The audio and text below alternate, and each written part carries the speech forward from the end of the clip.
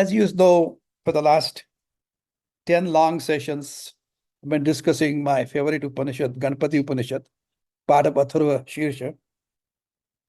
And so far, we have studied together 8 verses, 8 mantras, which have gone on to describe his Nirguna Rup, without any form that we see in our temple. And last time when we studied the importance of doing recitation of mantra, japa. And as we learn, yajnanam japa yajñosmi, savaranam Himalaya, maharshinam bhruguram, giramasya aksharam. We learn there the importance of japa, the best yajna ritual that you can perform. And also importance of Om in that. You also studied last time, etat alambanam shreshtam, etat alambanam mahat, etat alamam nyatva, yo yat ichchati tasya tat. Om is the best anchor or foundation for any human being.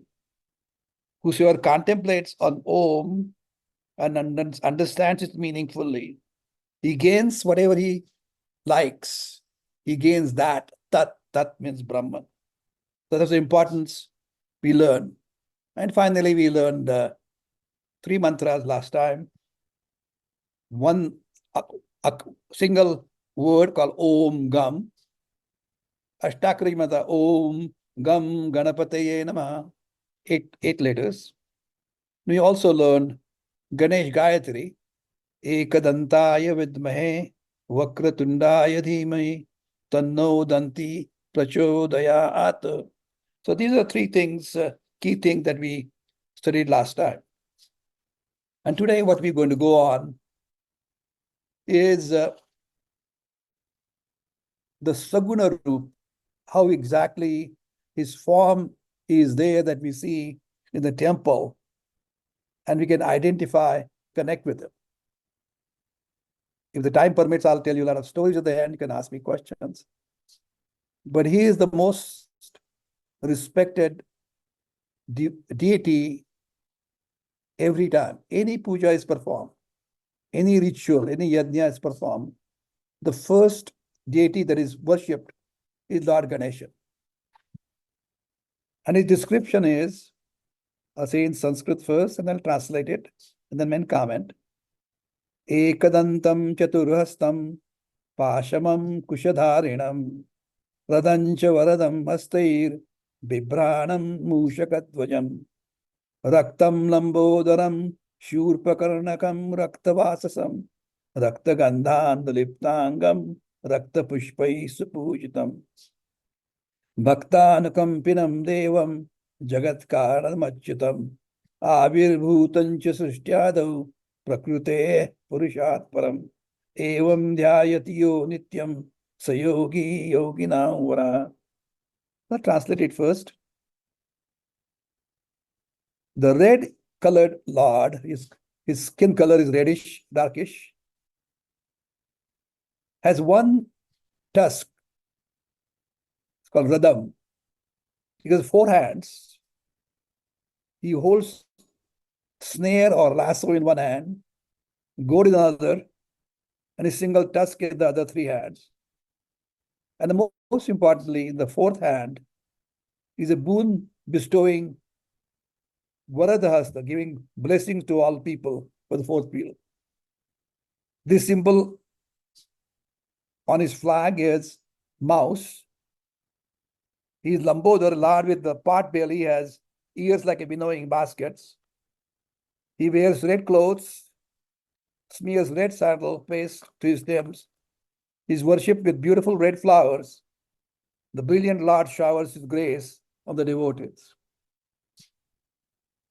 And then he concludes, the Lord is the origin of the universe, avirbhutancha srishtyaadau.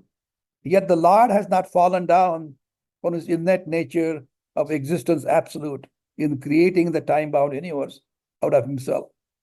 He is manifested in the form of at the time of creation, He is superior to nature and the individual jiva. Whosoever contemplates every day upon Lord Ganesha, thus is a true seeker. He is foremost amongst the devotees. Talking about the devotee who prays to Ganesha. Now, we can try to have symbolic meanings of all his appearance that we described just now. He's got four hands, walking obviously like a woman or a devi, is multitasking always. He has multiple qualities and attributes.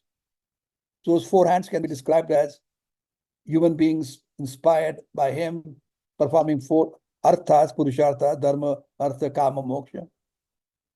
Righteousness, beautiful living, pursuit of wealth and security in a righteous form, enjoying the pleasures, and most importantly, achieving the ultimate and most important part of human existence, understanding our true nature and living it. If you remember, I described to you Varadamurta, that means he is giving blessing.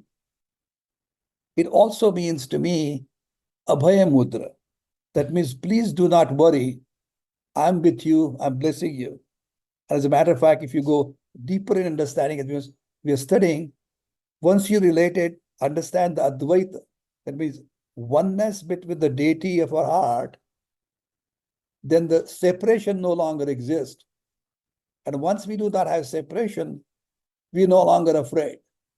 Example, when we are amongst the friends and family, we feel comfortable, we feel relieved, we feel comfortable, we're no longer afraid because we're amongst ourselves. And once you understand the unity with the deity that you're praying to, and you realize that you are no different. I'm sure I've told you a story many times. A devotee walking on the beach, of course, I enjoy beach myself. Cancun is my favorite place. Used to go for 32 years. And when you're holding God's hand and walking on the beach, you see there are 4 feet that you're seeing behind you because 2 for God and 2 for me. And somewhere down the road, when the devotee finds that only 2 feet showing the marks on the beach, and afraid as he became, did you give up my hand? The devotee tells you, no, at that time you were so afraid I was carrying you. So as once you realize that God is always carrying you with you, the dear friend, you're no different than God, then you feel very comfortable. That is a Varadamurta. Or if you like the Caribbean motion, Bob Marley singing, don't worry, be happy. Don't worry about it, be happy. He holds a snare, a lasso or posh. Basically, that can be a symbolic of holding on to, taking away our ignorance from us. He also takes away delusion from us. And the delusion pertains to devotees misunderstanding what is permanent and what is impermanent.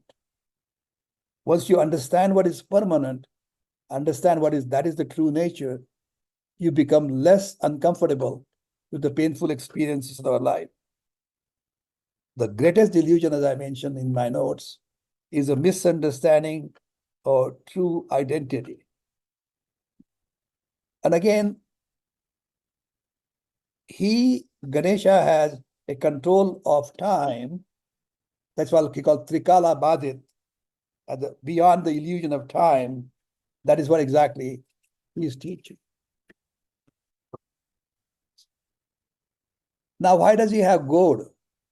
When he is like a spur, he is using like a jockey on a thoroughbred horse, he's pushing. It's basically to inspire us and direct us in the right direction, making sure that we remain on the righteous path and reach our ultimate goal. In one of my notes, I mentioned in the past that he creates sometimes obstruction in our life. I didn't mean it exactly that way. What I meant is it seems as if he creates obstruction of our path. What he's actually doing at that time is with his trunk, he is kind of creating a situation where you think you're being obstructed by Ganesha. But in reality, he is directing us in the right direction. He is preventing us from going in the wrong direction. So in that sense, he is making certain that you don't take the wrong path, but go in the correct one. If you remember, we mentioned in his description, he has got a mouse as his dhwaja. On his flag that is flying on the top is mouse. This is well before computers came in the play. Mouse really chews out and tears everything that's coming way. But symbolically, mouse represents time. We many times waste our time and not be productive.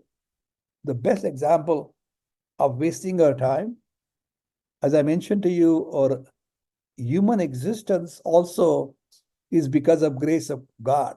Durlabham trayam eva etat deva anugraha hetukam. What are the three things come from divine grace? Manushyatvam, mumukshutvam, mahapurusha samshraya. Being born as a human being is a divine grace.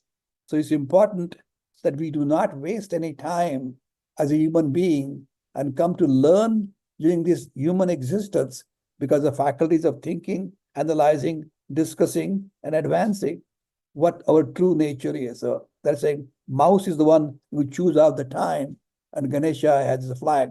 Don't waste your time. And of course, sometimes it is described mouse represent to negative activity, negative tendencies of a human being. And that is also prevented by it.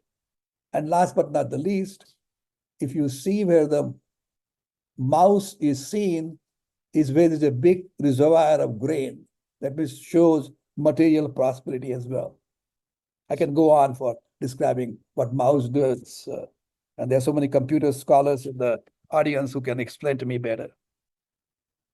Why does he have big ears? First of all, to hear everything, and that too in great detail from the devotees of his. Whatever the desires, the hopes that devotees have, even if he or she is gently muttering in his mind so that nobody else is hearing it, Ganesha has pretty big ears, so he can hear everything. And perhaps if you have grown up on a farm the way I did as a youngster, that is how, when the grains are collected from the field and dried, the chaff is separated from the grain by using them on the baskets where you separate out the chaff and the real stuff is kept aside. So Lord Ganesha is capable of removing the impurities from the mind of the devotee and gets us ready for realizing our true nature, which is again, as I mentioned earlier, is not different than God itself. He has a big belly. That is because he has to catch all the challenges thrown at him from the devotees, and he has a big devotee base. And of course, he has to sustain in the entire universe inside it. Because remember, he says, Tamev kevalam kartasi, tamev dhartasi, tamev sarvam khalbidam brahmasi. So, and jagadam tavi pratyeti. So ultimately, it retains it within Ganesha. So he has to have a big shell. I talked to you about red clothes that he liked and red thing on his face that he likes. But what does the red color signify? Ladies in the audience can tell me much better. But as I understand it, red color represents power, love, vigor, beauty, courage. So these are all the important values of a red color. And that's why Ganesha likes the red colors. When I did the puja this morning, the flower that I offered for Ganesha was red. I mentioned in the last part of the description that Ganesha remains essentially unchanged. Avirbantancha prishtyado prakrute purshat param. Because even though Ganapati is both the material and efficient cause of creation, Lord Ganapati remains essentially unchanged. Is a timeless awareness because he does not transform into creation. But because of Lord Ganesha, the creation becomes manifest. As I described to you the description of Maya, if you have a clay and we create parts, there is one way of creation. But with the Maya that we spent a couple of sessions discussing on it, because of that, you are able, because of its presence, the entire creation has come about. It is like a magnet which is not getting involved directly into the action, but allows all the filings to move in proper order. That's exactly what Lord Ganesha is able to do. And finally, we have the 10th verse here, which talks about Namo Vratapataye, Namo Ganapataye, Namah Pramatapataye, Namaste Astu Lambodaraye Kadantaya, Vigna Vinashine Shivasutaya, Shri Varada Murtaye Namah. So this is finally the prayer. He's bowing down to, prostrating to God, who's Vratapatayam. Patayam is master. Those who vrata, that means those who undertake certain kind of vows, vrata, he's master of that. He's Ganapati, all the people, and as I described to you in the past sessions, all in groups. The gods, human beings tend to rave in the group, but he's master of all that. Om Gananam, Pam Ganapadim, Havame. That's the first group, leader of all the groups. Nama Pramatapate. Pramatapate, that means those who follow Lord Shiva, he also is the master of that. Namaste astu Lambodharaya, his description of his Ekadantaya. He has got one tooth, Lambodhara.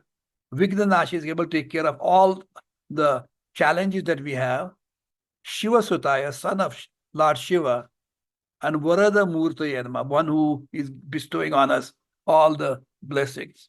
And again, if you notice, classically, 8 being an important number, like Om Gam Ganapate Namaha, again, there are 8 letters, 8 specific qualifications described in this particular verse. I'm going to stop at this particular time and open up for questions or comments for the group, because this describes the Sagun Rupa. The next 4 mantras basically talk about what the benefits one gets by singing those mantras regularly. And for me, morning and evening, and anytime I get difficulty, I sing it. But that is the Ganesh Atharva Shirsha or Ganapati Upanishad. I'll stop here, open up for questions or comments. Thank you. I have one Go ahead. question, or maybe you can do a clarification. The Sure. last thing you said, I didn't quite get it about, you know, I understood the big belly, the big ears, and all those other things. But those who undertake some challenges or whatever and want to come through for, what's the relationship between Ganapati and, I know father, son, whatever it is, but what is the symbolic relationship between Shiva and Ganapati? What is he doing for people to get to Shiva faster or something? I mean, I can get. Like Shiva, of course, is his father. Mhm. And the thing is, all the people who pray to Lord Shiva have to go through him too. Mhm. I won't bore you with the stories, and I've got too many. No, I understand. The point is, one day when Shiva was going for his work, Mhm. and his work would not get done, and came back and told his wife Parvati, I just don't know what's happening to me. He said, did you pray to Ganesha first? Mhm. You see what I mean? So that is given. So he is such a, and again, I won't bore you with the stories, there's so many in my mind, is he is, that honor is bestowed upon him because of his brilliance. Mhm. Intelligence is the most important part in our understanding. And not only that intelligence, but it doesn't come as an erudite who is away from the other people. He feels like one of our fellows, good old jolly fellow who can, you can make jokes with him, play with him like a little Langoti Yar. So doesn't feel different, but he's got all the knowledge and wisdom. That's the greatest part of being a scholar.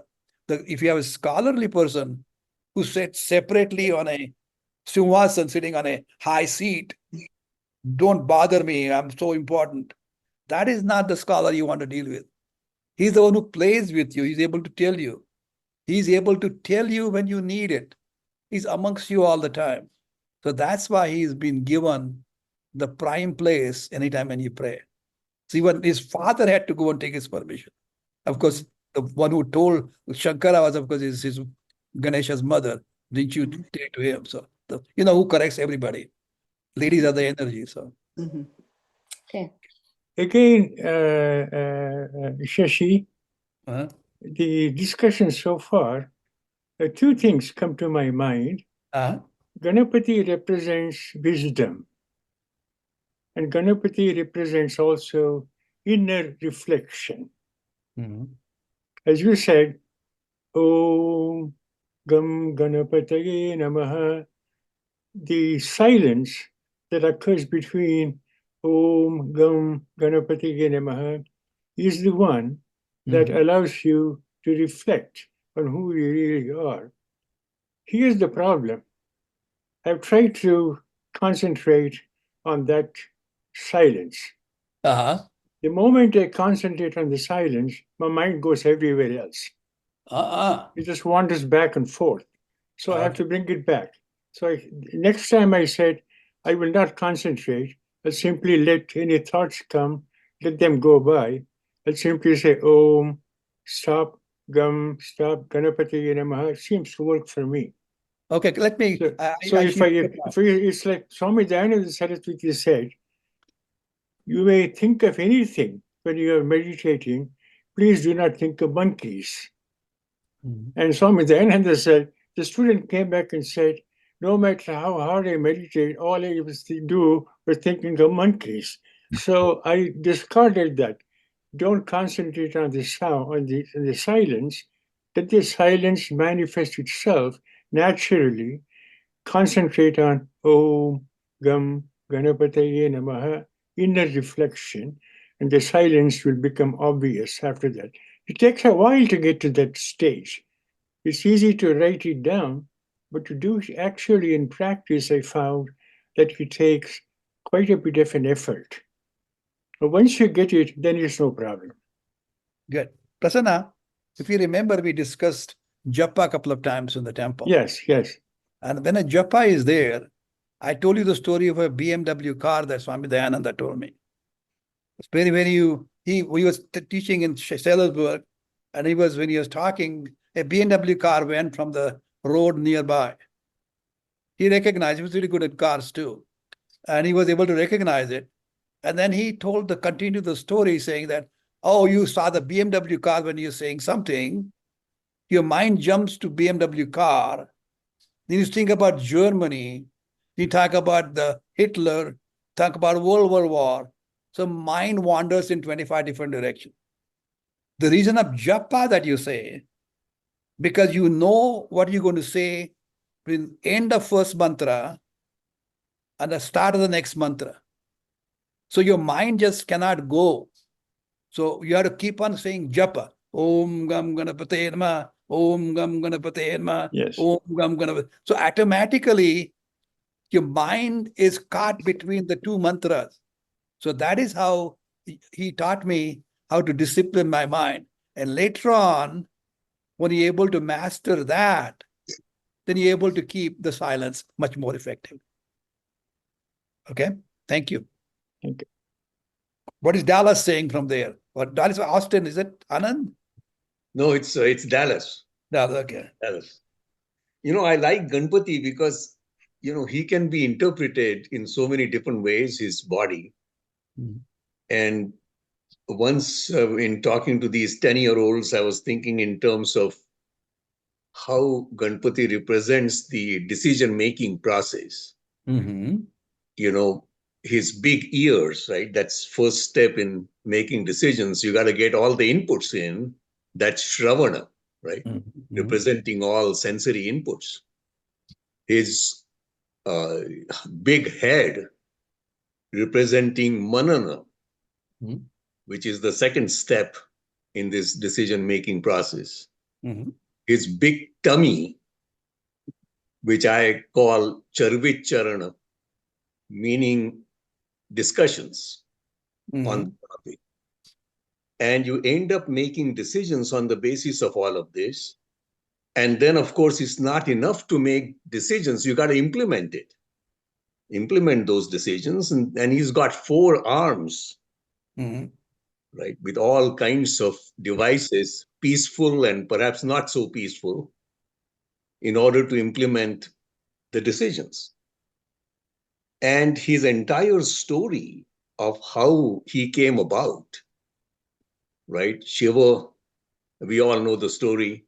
Shiva getting mad and cutting off the head of this little kid, etc. And that story represents the fact that you do your best in making decisions and in taking actions.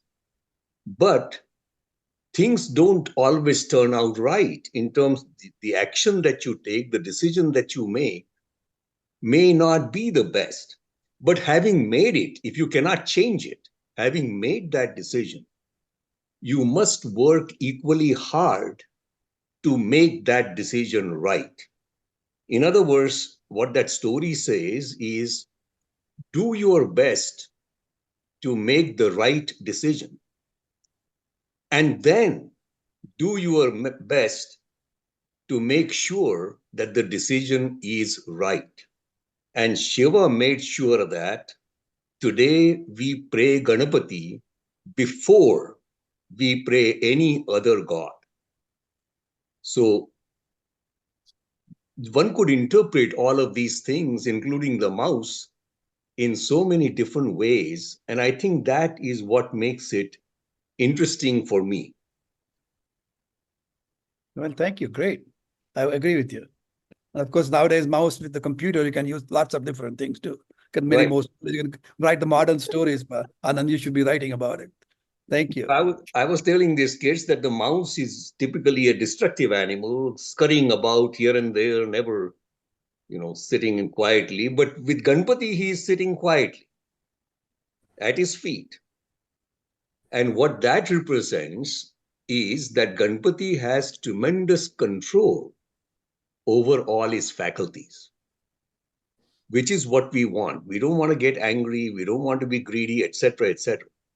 So I think the little kids could understand that a little bit in their terms as to what Ganpati might represent. Fully agree. Absolutely. Well, yeah, I was paying special attention to Anand's explication because it was aimed at 10-year-olds, and I think that's quite remarkable. And those 10-year-olds they're getting a real gift by engaging with stories like this. As for me personally, when Yvonne and I started on a meditation path, we were given the same sort of image instructions about thoughts coming in as clouds and just letting them drift by, because it is just such a universal experience that if you try to shut down a thought, exactly the opposite happens, as you described. The thought takes over and you go hither and yon. Is so much more effective to say, oh yes, there's another thought, let it be. And having the image of a cloud that comes and drifts away, that has certainly worked well for me. And having a mantra to repeat is also helpful, but for me, has been too close to a thought. So the image of the drifting cloud has been more effective. Whatever works. There's no one answer. Everybody is different. That's great. As long as it works. The key is ultimate outcome, sir. Absolutely. You know, one thing I have not understood with this meditation is that why are we striving for not having any thought? You know, ideally, I would love to have all kinds of brilliant thoughts come in my mind. But now we are looking for nothing. Why? You know, Yeah, when we Anand, started, let's not go. meditating, I had so many good scientific thoughts emerge out of wherever that I kept a notebook by my side and I wrote them down because otherwise I would forget them. And they led to some very productive experiments. So that was real.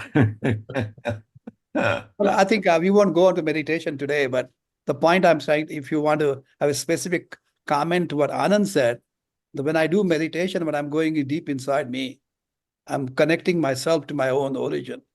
So I do not want any distractions. So your ideas are good, but by doing the mantra and quieting my mind, it's just as if I'm walking into a deep well or deep den or deep cave. At the end is Lord Shiva, where I'm connecting myself. So I don't want any distractions going in different directions.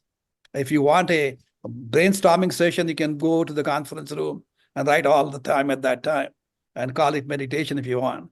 But meditation is concentration of the mind. But we'll talk, that's a different topic some other time. Thank you. Let's talk about this discussion. Thank you. Yeah, I don't want to belabor this, and I like you, but I would love to be able to understand it, the difference between meditation and concentration. But we'll do When that. it comes to the meditation, when we Yeah. discuss the Kaivalya Upanishad with the Bhakti Dhyana Yoga, we'll talk at that time. Okay. Okay, thanks. Right. I just was curious. This is Madhavi. Curious whether Ganapati Atharva Shirsha was part of the verses taught during Sandhya. Naiga Madhavi, she's calling from Pune. Atharva Shirsha is Ganapati Upanishad. So it is a part of Atharva Veda. Atharva Veda has Mundak, Mandukya, Prashna, Ganapati, and Kaivalya. These are the key important Upanishads that come from Atharva Veda. So it's part of that. But then it became like a mantra, like your father always did. As a matter of fact, pertaining to his singing at the right time, they'll come when I give the fellowship to you'll understand why he was singing. So that's an important part about it. So anytime you get difficulty, that's what you start doing it. But that is not a part of mantras, but part of a Upanishad itself. I don't know if it answers to you or not, Madhavi. Yeah. No, since you mentioned that you say it twice and my father is to say it twice, I wondered whether it was part of the things taught in childhood. But the thing is that as we were brought up, Saimadhyano Ratrikutam Papam Nasheti, Pratadhyano Ratrikutam Papam, Saimadhyano Divasukutam Papam Nasheti, Sayam Prata Pranjano Apapa Voti. So when you're singing morning and evening, you're becoming apapa. We discuss when we come to Phalashruti, they'll describe what are the major sins that we talk about. So when you get up in the morning, you say it. In the evening, Madhavi, I would sing Brahmraksha and Ganapati Atharva Shirsha. That was given part of a singing. And of course, Barakadya, all that mathematical calculations. So those were sitting common thing in the evening that you would always do. So that's how your father was probably used to it. Okay.